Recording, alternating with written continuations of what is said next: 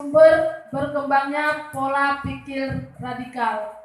Jadi pola pikir yang ujung-ujungnya sedikit-sedikit dengan kekerasan dan membangun sinergi lintas kementerian lembaga seperti yang kita laksanakan ini adalah salah satu program mereka untuk memberikan sosialisasi ke semua aparatur sipil negara.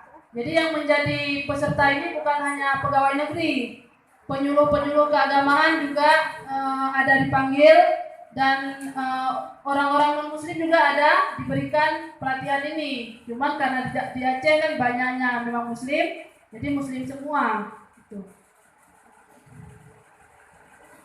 Berikutnya peta langkah implementasi moderasi beragama.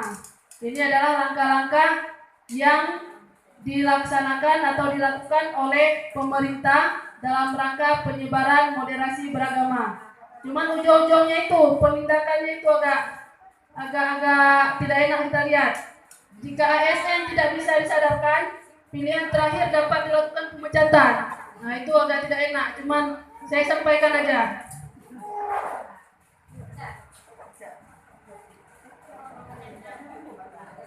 Ini saya percepat aja ya.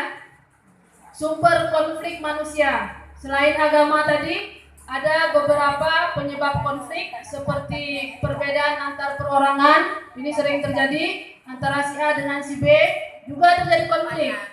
Perbedaan budaya, perbedaan kepentingan, dan perubahan yang terlalu cepat. Terkadang kita tidak bisa menerima perubahan itu hingga akhirnya terjadilah sebuah konflik. Bagaimana cara menyelesaikan? Nah, ini caranya. Cara menyelesaikan konflik.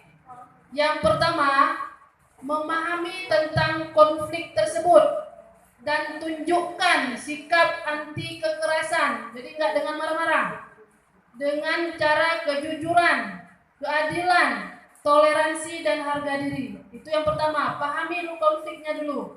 Terus yang berikutnya, kita harus paham bahwa tiap individu dengan individu yang lainnya itu berbeda. Jadi nggak bisa kita samakan orang itu harus sama dengan kita semua. Jadi pahami dulu bahwa setiap individu itu kepalanya itu beda-beda dan mampu melihat situasi seperti orang lain melihat situasi kita. Ibaratnya kalau kita marah dibegitukan oleh orang lain, berarti kalau saya melakukan hal itu pada orang lain, pasti orang itu juga akan marah. Jadi situasikan itu kepada diri kita sendiri. Terus yang berikutnya, mampu untuk mengelola berbagai macam emosi, kontrol emosi. Termasuk di dalamnya rasa marah, takut, frustasi, dan pemikiran negatif. Walaupun mungkin ada, tahan dulu. Jangan langsung dikeluarkan gerubang-gerubung itu, jangan. Itu adalah cara menyelesaikan konflik untuk mencegah terjadinya masalah yang lebih besar lagi. Dan berikutnya, mampu berkomunikasi dengan resolusi konflik.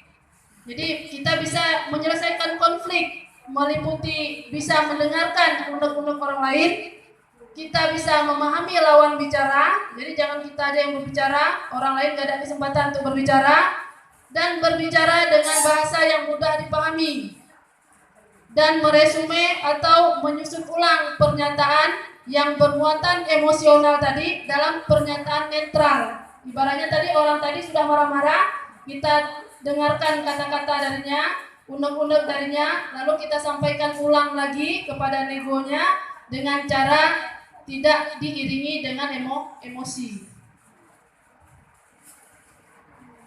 Nah, yang terakhir, sikap menghadapi konflik. Nah, bagaimana sikap kita dalam menghadapi konflik? Yang pertama, kalau memang kita mau mengalah, ikuti kemauan pihak lain. Kalau mau mengalah, kalau tidak, dengan cara kompromi dulu. Jadi kita diskusi dulu. Kalau memang tidak juga dengan cara kolaborasi atau kerjasama. Jadi A dan B tidak menang, sama-sama lah kita jalankan. Dan yang berikutnya itu mendominasi, ikutin yang terbanyak. Kita ikutin yang terbanyak aja. Jadi jangan yang biasanya yang terbanyak itu yang memang diterima oleh orang lain. Dan kalau memang kita keempat ini memang tidak bisa, hindari aja. Jadi setiap kira-kira akan memicu konflik, hindari aja. Jadi di sini tidak ada dikatakan tentang kita lawan itu konflik itu, enggak. Jadi kita cari aja jalan tengah, titik aman aja. Jadi hanya ini yang dapat saya sampaikan tentang moderasi. Mungkin memang apa yang saya sampaikan ini sangat jauh dari kesempurnaan. Sekali lagi saya mohon maaf. Kalau pemahaman tentang ini mungkin Bapak dan Ibu jauh lebih mengerti, jauh lebih paham. Jadi hanya ini yang dapat saya sampaikan. Akhirul kalam. Assalamualaikum warahmatullahi wabarakatuh.